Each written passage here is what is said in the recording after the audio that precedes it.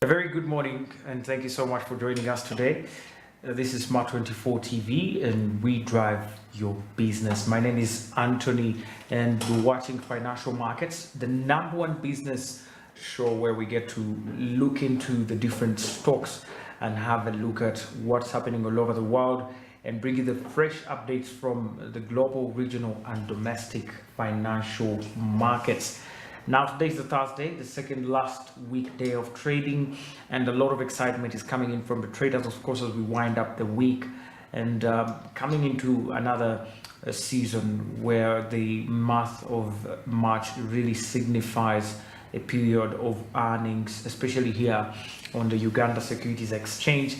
It's a quite busy time for the companies that are listed and a quite busy schedule as well for the investors at this time in point, where we have to look into our portfolios and try to make readjustments before the financial year actually comes to an end. The show is proudly brought to you by Altex East Africa, and with Altex East Africa we are saying you can be able to buy or sell treasury bonds in East Africa with a simple dial on your phone, that is USSD code *292#. When you do that, you will follow the prompts to register and get yourself the latest bonds with the biggest interest rates. Remember, treasury bonds are the safest investments when it comes to the financial market trading. So you are sure that you're going to get back your return because government is not a defaulter, and so you can be sure that you're going to get back that value. It's one of the safest and most secure ways to invest today and has always been. So with Altex, we are bringing the markets closer to you. We are saying now we can make it accessible on your phone and using your mobile phone and mobile money. Simply open the market at 8 a.m. and close with it at 3 p.m. East African Standard Time. That's why with Altex we are saying you can do something new. Getting back to the stock exchange business on the Uganda Stock Exchange on Wednesday, the last trading hours saw only one equity participating in the trades, and that was MTN Uganda. MTN traded at least 30,788 shares on the stock exchange. At the end of the day's trading, at least 5.38 million was actually transacted on MTN. Unfortunately, MTN came out as a gainer after this day of trading, gaining back its price of 175.0 Ugandan shillings, which it had actually formerly lost on Tuesday in the Tuesday trading. Now, the data showed a 41% decline in volume, of course, due to the reduction in the number of participating equities, and a 62% decline in the turnover. The current market capitalization of Uganda Securities Exchange was maintained above 20 trillion Ugandan shillings.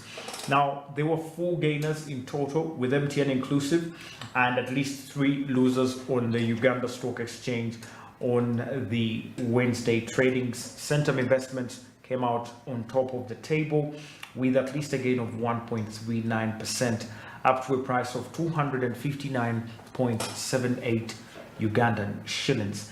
When you look at Kenya Airways, they gained at least 0.48%, a small value there compared to what they had yesterday, and 110.3 shillings was their closing price. And the Equity Bank Limited at least gained 0.25%, up to a price of 1,235.52.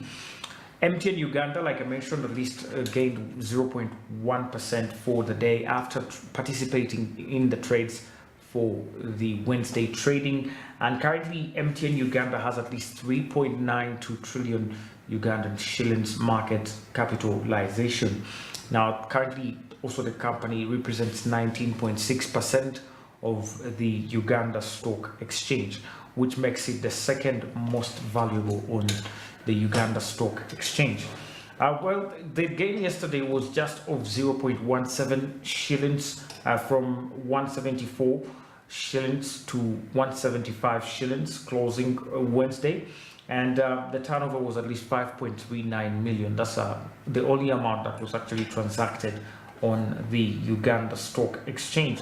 Now, when you look into the last weekday, the second weekday of trading on Tuesday, MTN stock closed at 174.83 Ugandan shillings per share after recording a volume of 9,000 shares on Tuesday. And this saw their stock price at least go to the lowest price they've had this year.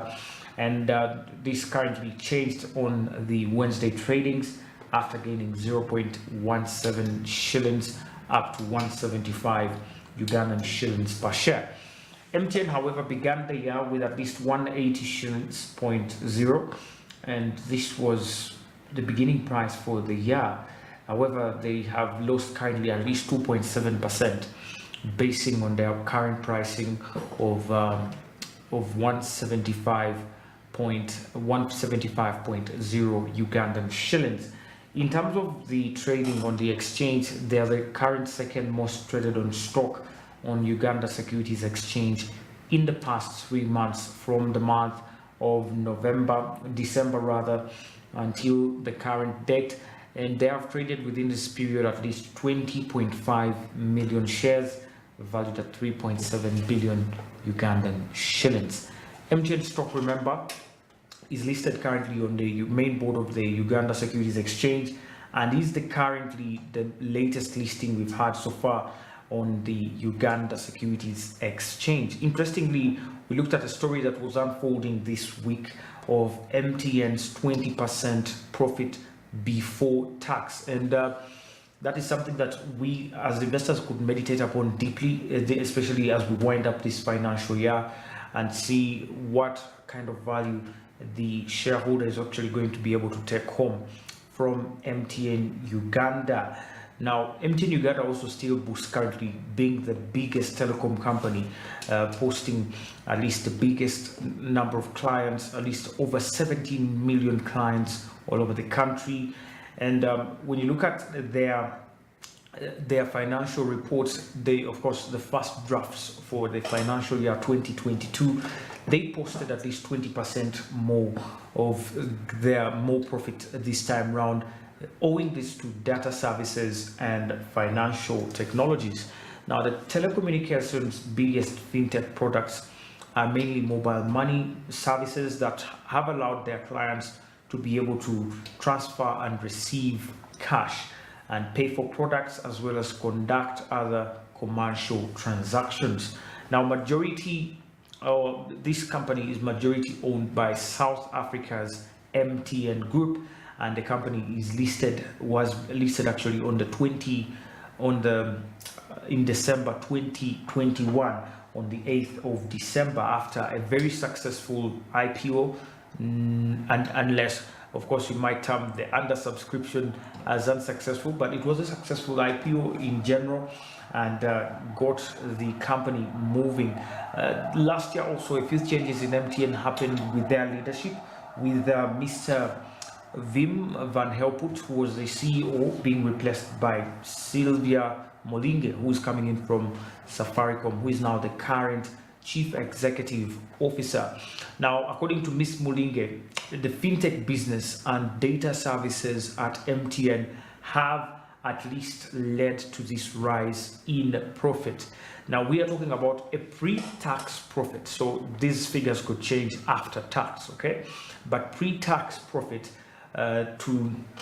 when you look at the comparison between last year's figures and 2021's figures and 2022 figures, there has been an increase of 20%, from 491 billion to 591 billion. This is from close to 132 billion to 160 billion. That's over 30 billion extra dollars on their profit. And the fintech and data services revenue both increased by roughly a quarter, right? So when you look at the MTN Uganda's subscription currently with 17.2 million customers, they chiefly compete with the current, of course, other telecommunication company we have here in Uganda, that is Airtel. Now, Airtel Uganda's story is kind of tricky. Last year, they were actually scheduled to list on the Uganda Stock Exchange because under the rules, the new rules of the UCC Act amended 2020, every telecommunications company is supposed to list at least 20% of its stake on the Uganda Stock Exchange. That is as per the rulings. However, Airtel came out and said they were not ready for their initial public offer, which was actually meant for December as well in 2022. It was a very exciting period. It was going to be very exciting because I'm sure many investors were looking up for that competition now on the stock exchange of telecommunications companies and so on and so forth. But unfortunately, the market conditions then were not favorable. So they requested for an extension, which was actually granted. But this extension will probably not exceed this year. So we are hoping also Airtel will join MTN on the Uganda Stock Exchange this year. Now, most importantly, what the shareholder or the investor wants to hear, the dividend. Now, it was proposed that a dividend of 5.5 Ugandan shillings per share be given to the shareholders. This would bring the total dividend for 2022 to at least 15.9 Ugandan shillings per share. Now, this is comparing it with 2021. This would be an increment because in 2021 we had exactly 15.0 shillings per share, and there's a big figure and the smaller figure because the total dividend usually is taxed, and you have a small percentage going to taxes. So that's why you're seeing this disparity. And last year, actually, that was an issue of contention. Some new shareholders or new investors actually did not understand why the dividend was that small. They issued 4.7 shillings, but probably some people couldn't understand why. Well, there are taxes involved sometimes, and dividends are not always huge. That's basically something you should understand as well as an investor. And that's it from the MTN stock. MTN stock is currently the second most traded on, second most valuable. So it's one of those stocks that are up there on the Uganda Stock Exchange, and you can check it out and be a member or be a shareholder with the telecommunications company and enjoy a little bit of what they could be offering this year as a dividend before the book closure date, of course. Now, when you look at the losing side of the Uganda Stock Exchange, Nation Media Group lost at least 4.58%, down to a price of 411.84 Ugandan shillings. And East African Breweries Limited lost at least 1.14%, down to 4,809.60 Ugandan shillings.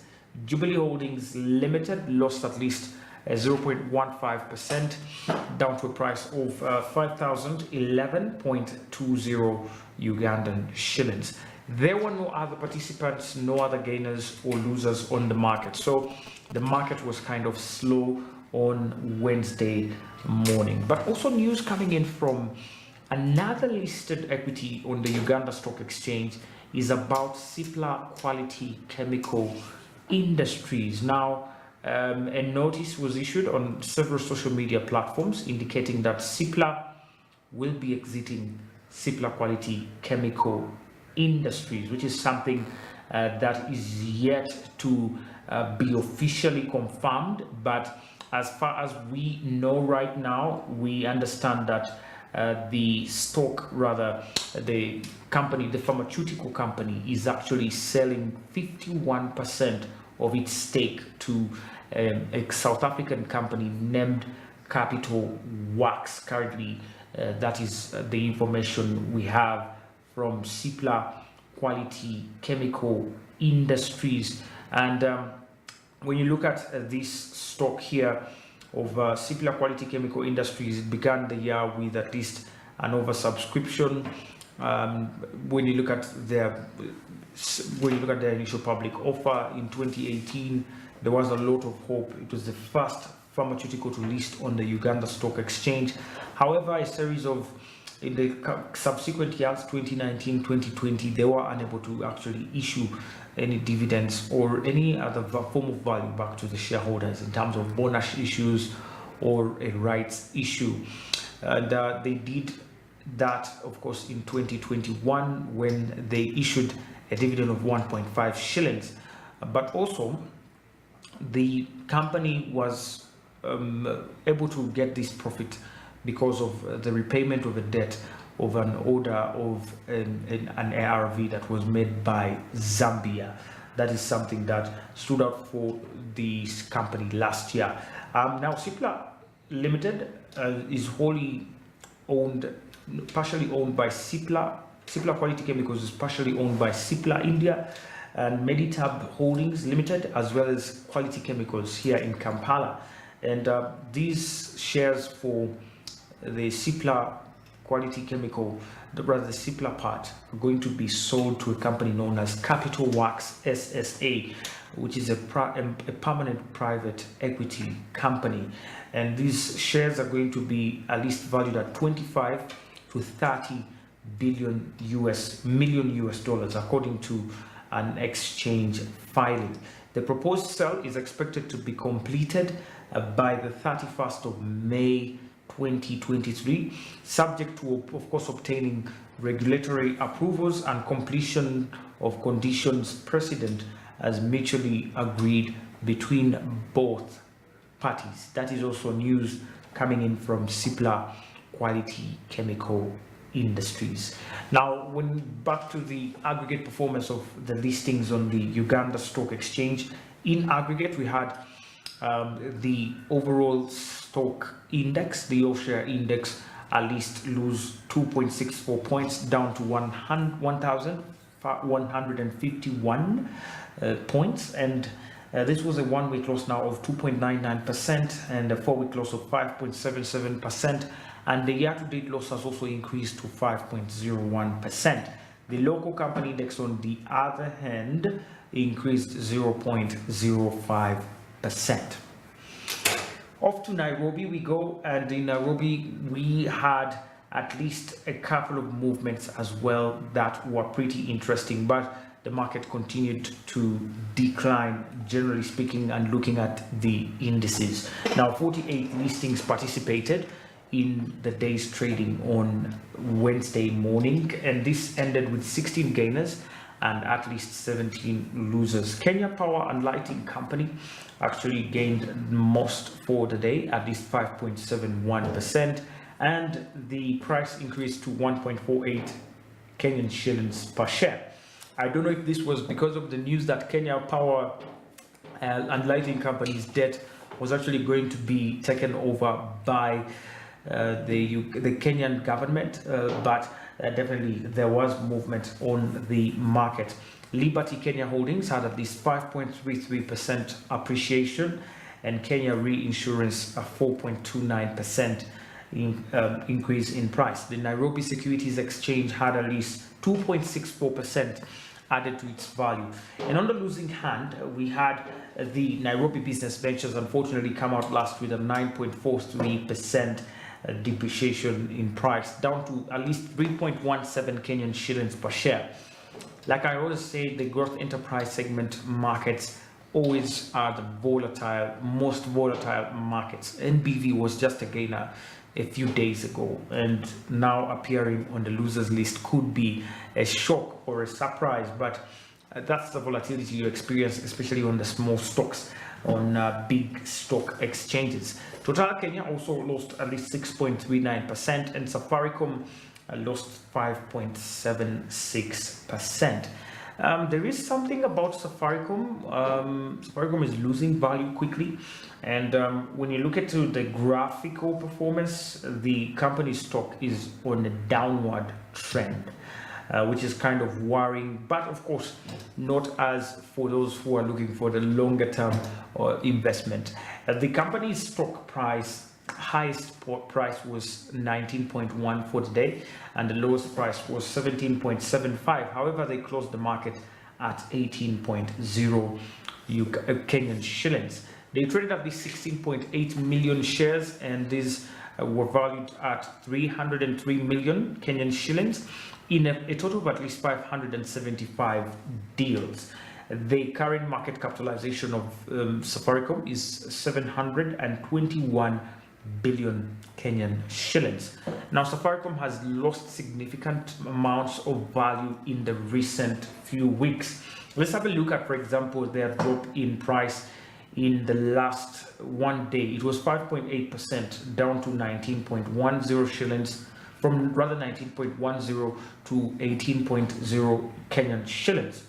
Safaricom also began the year with 24 at least 15 Kenyan shillings, and since then we are counting losses of at least 25.5%.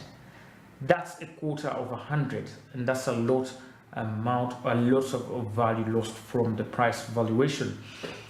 This currently ranks Safaricom the 58th on the Nairobi Securities Exchange in terms of year-to-date performance. The stock price also, that should actually compound the worries of the shareholders, is the value they have lost in the last 1 month. From the 15th of February to the 15th of March, at least 24% has also been lost.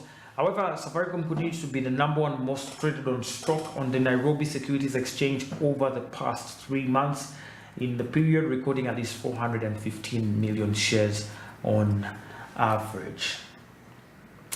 When you look at the Kenya Power Lighting stock, Kenya Power and Lighting stocks, they also had at least 2.82 million, coming second in terms of the volumes after Safaricom, and TPS East African Serena at least 651,100 shares.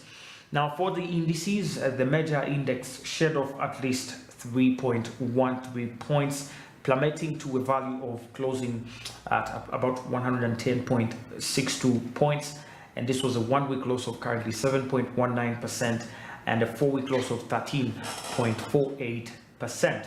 The NSE25 and the NSE20, which also track the top 20 and top 25 companies respectively, lost actually, when you look at the NSE25, gained at least lost 1.75%, and the NSE20 on the other hand gained 0.07%.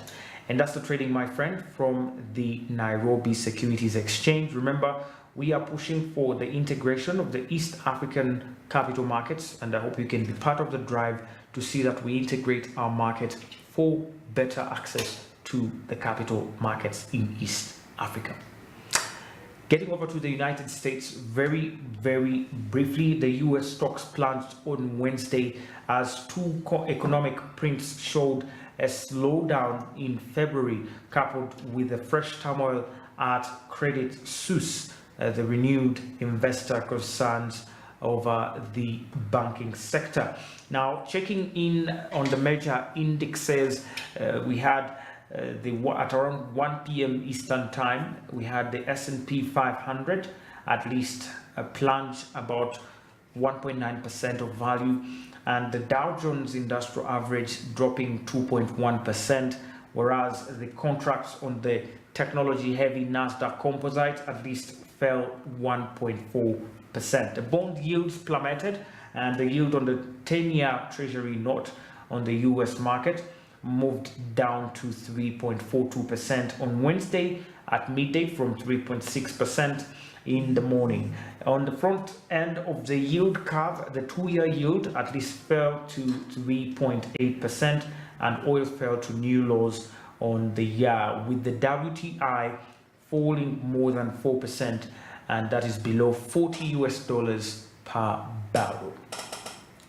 And that's the trading, my friend, from the different markets around the globe and around the region. Remember to follow us on Twitter at Smart24TV and to follow me at Anthony Sebale. You can also get in touch with us via our YouTube platform on our comment section, where you can simply send us a text message and we will be able to respond back. Remember to check out Altex East Africa and get yourself the latest treasury bond. Simply dial *292#, and following the prompts you can register and learn more about the products. That's it, my friend, and have a very wonderful day. I'll see you tomorrow, same time, same place. Bye for now.